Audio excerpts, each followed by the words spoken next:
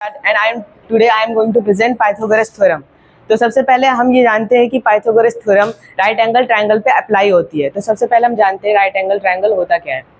Right angle triangle एक ऐसा triangle है जिसमें कोई एक साइड 90 डिग्री की होती है, ठीक है, और उसमें की मतलब जो बाकी की दो साइड होती है जो कि 90 डिग्री बना रही है वो बेस और परपेंडिकुलर होती है, ठीक है, और लॉन्गेस्ट साइड जो होती है उसमें उसे हम कहते हैं हाइपोटेनस। और इसका पाइथागोरस का स्टेटमेंट जो है वो ये है कि बेस का स्क्वायर प्लस परपेंडिकुलर का स्क्वायर हाइपोटेनस का स्क्वायर होता है। ये हमारा पाइथागोरस का स्टेटमेंट हो गया जिससे हम निकाल सकते हैं वैल्यूज। फिर ये हमारा एक एग्जांपल है हाइपोटेनस निकालने का, ठीक है।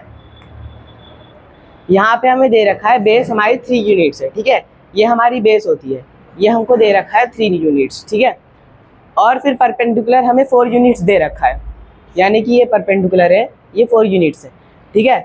हमें निकालना है ये चीज़, हमें ये साइड निकालना है, ठीक है। तो हमें ये फॉर्मूला पता है, हाइपोटेनस का square is equal to base का स्क्वायर प्लस परपेंडिकुलर का स्क्वायर। तो हम यहाँ पे 3 लेंगे, 3 का स्क्वायर प्लस 4 का स्क्वायर, ठीक है। 3 का स्क्वायर होता है 9 और 4 का स्क्वायर होता है 16, ठीक है। इन दोनों को प्लस करेंगे 25 आएगा और 25 का रूट होता है हमारा 5 यूनिट्स।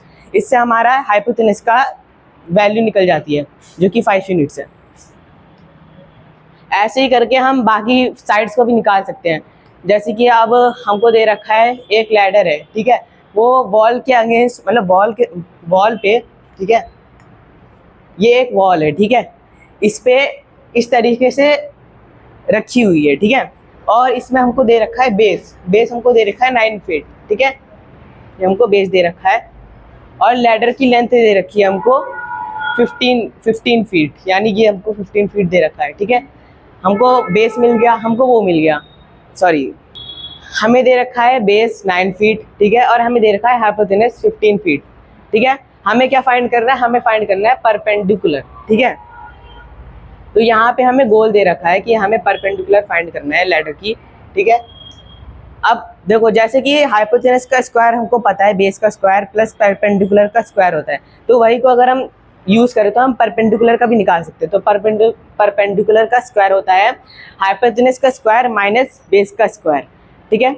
हाइपोटेनस का स्क्वायर हमको निकालना है, हमको क्या कहते हैं, सॉरी, परपेंडिकुलर हमको निकालना है। हाइपोटेनस हमें दे रखा है 15 और बेस हमको दे रखा है 9। 15 का स्क्वायर होता है हमारा 225 और 9 का स्क्वायर होता है हमारा 81। तो हमारा परपेंडिकुलर का स्क्वायर निकलेगा 144 और इसका अगर हम रूट निकालेंगे तो हमारा निकल गया 12 फीट। ये एप्लीकेशन 2 है, डिस्टेंस बिटवीन 2 पॉइंट्स, ठीक है। एग्जाम्पल क्वेश्चन में देखो क्या दे रखा है, 2 cars start from the same point. 2 car है जो कि किसी सेम पॉइंट से स्टार्ट हो रही है, ठीक है। कार ए जो है वो 6 मील्स ईस्ट ट्रेवल करता है, ठीक है, यानी 6 मील ईस्ट ट्रेवल कर रहा है, ठीक है, और कार बी जो है वो 8 मील नॉर्थ ट्रेवल कर रहा है, यानी 8 मील नॉर्थ, ठीक है। हमको बेस दे रखा है 6 माइल्स, ठीक है, बेस हमारा 6 माइल्स है और हमारा परपेंडिकुलर दे रखा है 8 माइल्स, ठीक है।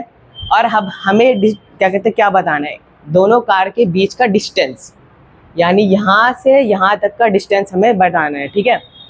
तो यहाँ पे हमारा हाइपोटेनस हो जाएगा, ये परपेंडिकुलर, ये बेस है, तो हम यही यूज़ करेंगे, हाइपोटेनस का स्क्वायर प्लस बेस का स्क्वायर प्लस परपेंडिकुलर का स्क्वायर, ये यूज़ करेंगे। यहाँ पे हमें 6 दे रखा है प्लस 8 दे रखा है, 6 का स्क्वायर करेंगे 36, 8 का स्क्वायर करेंगे 64 प्लस करेंगे 100 आएगा, और फिर इसका रूट निकालेंगे तो 10 माइल्स हमारा निकल जाएगा आंसर।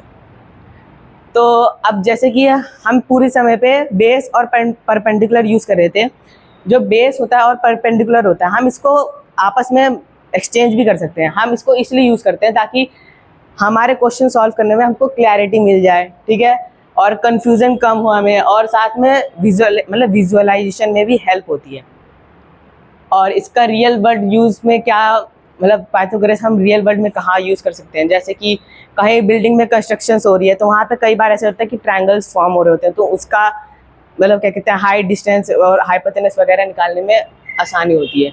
ब्रिज है, ब्रिज वगैरह में काम आ जाता है, लेंथ फाइंड करने में और कैलकुलेशंस में भी काम आते हैं। अब हमारी समझी है कि हमने क्या कहते हैं बेस, परपेंडिकुलर और हाइपोटेनस को अच्छे से समझ लिया।